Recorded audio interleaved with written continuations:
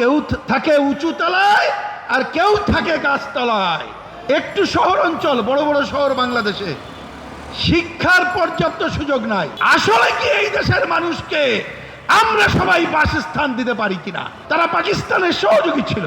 দূরের জায়গায় যায়, তাহলে সেখানে গেলেই কিন্তু দেখা যায় পল্টন মোড়ে যে দেশের অবস্থা আর কামরাঙ্গীর চরের অবস্থা, এটা কি এক? মোটেই না। আমি জানি না ঢাকা শহরের অনেকে এটা বিশ্বাস করবেন কিনা। ঢাকাতে তো এখন 10 টাকার কমে চা পাওয়া যায় না, তাই তো ভাই নাকি? কিন্তু আমি সাম্প্রতিককালে একটা গ্রাম অঞ্চলে গিয়েছিলাম, আমি দেখলাম সেইখানে 3 টাকায়ও চা পাওয়া যায়।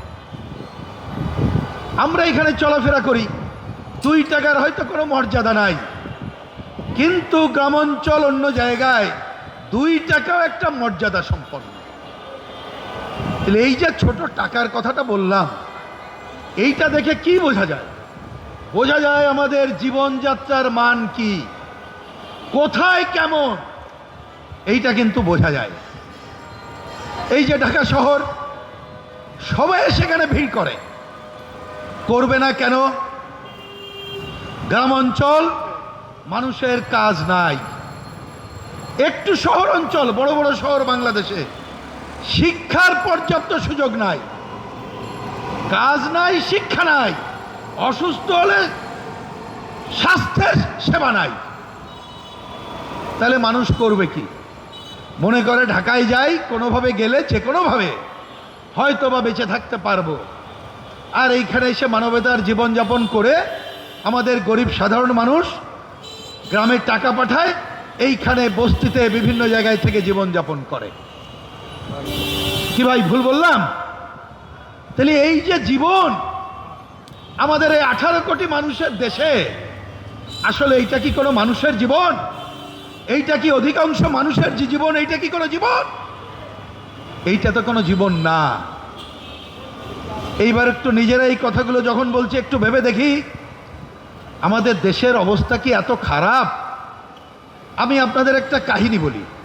এইটা আজ থেকে, এটা 25 সাল, আজ থেকে প্রায় 5 আর 3 8 বছর আগে আমি এই কমিউনিস্ট পার্টির একটা প্রোগ্রামে পর্তুগাল, একটা বিদেশে, অনেক দূরের একটা দেশে গিয়েছিলাম।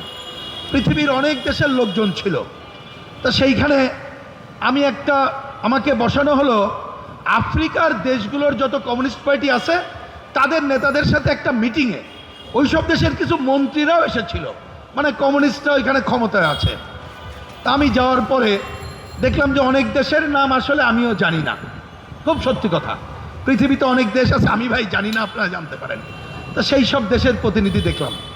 এমনকি আমি বাংলাদেশ শোনার পরে দেখি অনেকে আমার দেশেরও নাম জানে না। তা যাই হোক, আমি ম্যাপটাপ দিয়ে দেশকে যখন বুঝাইলাম এই হচ্ছে বাংলাদেশ আমার, তারপরে জনসংখ্যা কত বললাম, আমি দেখলাম একটা ছোট্ট দেশের মন্ত্রী, তিনি সাথে সাথে বলছেন যে তাহলে তোমার দেশে তো বোধহয় সব হাই রাইজ বিল্ডিং। আমি প্রথমে বুঝতে পারি নাই যে বলে কি উনি, তার মানে সব বড় বড় বিল্ডিং। তার মানে ভাবছে এত লোক এই দেশে নিশ্চয়ই বড় বড় বিল্ডিংয়ে থাকে। এখন বলেন বিদেশে গেলে তো আবার একটু দেশের মানুষের সম্মান দিতে হয়। আমি তো আর বলতে পারি না যে না রে ভাই, আমার অধিকাংশ মানুষ বস্তিতে থাকে বা রাস্তায় থাকে। আমি চুপ করে থাকলাম, একটু অভিনয় করলাম আর কি। কিন্তু ভাই ভাবেন তো, তাইলে এই যে মানুষ, আমি ওই দিন থেকে এই কথাটা ভেবেছি যে একটা ছোট্ট আফ্রিকার দেশের একজন মন্ত্রী যখন আমাকে বলছে আসলে কি এই দেশের মানুষকে আমরা সবাই বাসস্থান দিতে পারি কিনা, আমরা সবার খাওয়া, সবার শিক্ষা, সবার চিকিৎসা নিশ্চয়তা দিতে পারি কিনা, আপনারা একটু চিন্তা করেন। এই কথাটা বড় বড় দলের নেতা হোতাদের কাছে যেয়ে বলবেন, তারা বলবেন এত টাকা নাই। কি ভাই বলবে না? কিন্তু আপনাদেরকে আমি একটু জিগাই, আমাদের আগে যে সরকার ক্ষমতায় ছিল, মানে এইবারের আগে, কি পরিমাণ লুটপাট করছেন শুনছেন না? প্রতি বছর লুটপাট কত হয়েছে, ওইটা যদি এইখানে যিনি লেখাপড়া জানেন তাকে নিয়ে এসে অঙ্ক করতে হয়, একের পরে কত শূন্য বসবে তিনিও জানেন না। বাংলাদেশ একটা লুটপাটের স্বর্গরাজ্যে পরিণত হয়েছে। এত সবের পরেও আমাদের সরকার একটা কথা বলে, মাথা পিছু আয়। মানে বছরে যে আয় করি ওইটা একটা মাথায় ভাগ করলে কত কত পড়ে। আমি অত ব্যাখ্যায় যাচ্ছি না, কিন্তু আমরা অঙ্ক করে দেখেছি ওই লুটপাট যা আছে থাকুক, ওটা পরে দেখব। এখন যা আয় হয়, আমাদের দেশে যদি 4.5 জন বা 4 জনের একটা পরিবার ধরি, তাহলে এইটাকে যদি সুষম বন্টন করতে পারতাম, লুটপাট করে গাড়ি বাড়ি যে যত করছো ওইটাকে আমি কিন্তু টেনে আনতেছি না, আমরা কত টাকা ভাগে পড়ে শুনবেন? কেউ অঙ্ক করে দেখেছেন? 1,25,000 টাকার উপরে পড়ে প্রতি মাসের বেতন। এইখানে যারা আছেন পাশে দাঁড়ায় শুনছেন, এই পাশে আছেন, কোন পরিবারের মাসের আয় ভাই 1,25,000 টাকা? এইখানে কয়জনের আয় এই টাকা? সেইটা তো নাই। তা যদি আমরা এটাকে ঠিকমতো বন্টন করতে পারতাম, তাহলে কি আমাদের এই যে ন্যূনতম যে গ্যারান্টির কথা বললাম, এইটা কি খুব অসুবিধা হইতো? হইতো না। তাহলে সমস্যা কোথায় বুঝছেন? সমস্যা হচ্ছে আয় যা করতেছি সে আয়ের ভাগ সবাই সমান পাচ্ছে না, কেউ পাচ্ছে বেশি, কেউ পাচ্ছে কম। তাই তো কেউ থাকে উঁচু তলায় আর কেউ থাকে গাছতলায়। কমিউনিস্টদের সংগ্রাম হচ্ছে এই উঁচু তলার গাছতলার সমাজ ভেঙে সাম্যের সমাজ প্রতিষ্ঠা করা। সেই লক্ষ্যেই আমরা সংগ্রাম করছি। বন্ধুগণ, এইবার আমি আপনাদের কাছে প্রশ্ন করি, এইটা কি অসম্ভব? মনে হইতে পারে, আমি আপনারা কেউ সম্ভব বলবেন আমি তো আশা করছি না, কারণ অসম্ভব তো মনে হইতে পারে যে মুক্তিযুদ্ধের 54 বছরে হয় নাই, আজকে কমিউনিস্ট পার্টি দাঁড়ায় কোথায় বলে এইটা সম্ভব।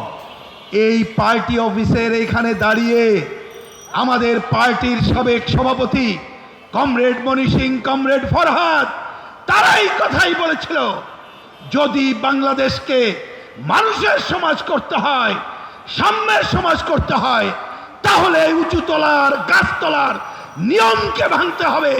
এইটা না ভেঙে দেশকে অগ্রসর করা যাবে না।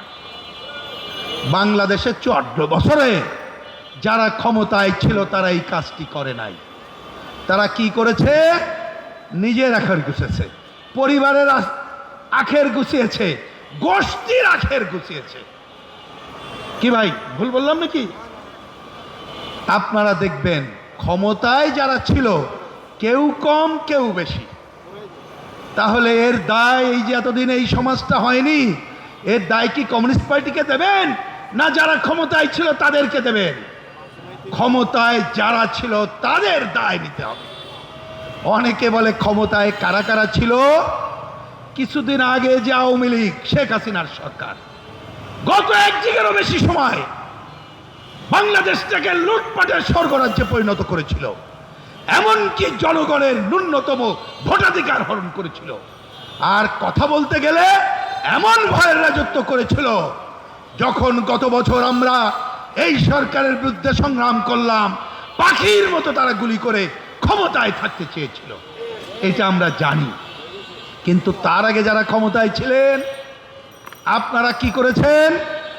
ওই মুক্তিযুদ্ধের সময় ইসলামের নাম নিয়ে ব্যবসা করেন জামাত ইসলাম, তারা তো ক্ষমতায় ছিল, তাদের মন্ত্রী ছিল, তারা পাকিস্তানের সহযোগী ছিল, পরে এসে বিএনপির সাথে মিলেও তারা সরকারে ছিল। তাহলে সরকারে আগে ছিল জামাত, তারপরে আওয়ামী লীগ, তারপরে বিএনপি, তারপরে জাতীয় পার্টি, আবার আওয়ামী লীগ। তাহলে এই 54 বছরে এদের দেখা হয়ে গেছে না ভাই? তাহলে এদের তো দেখা হয়ে গেছে।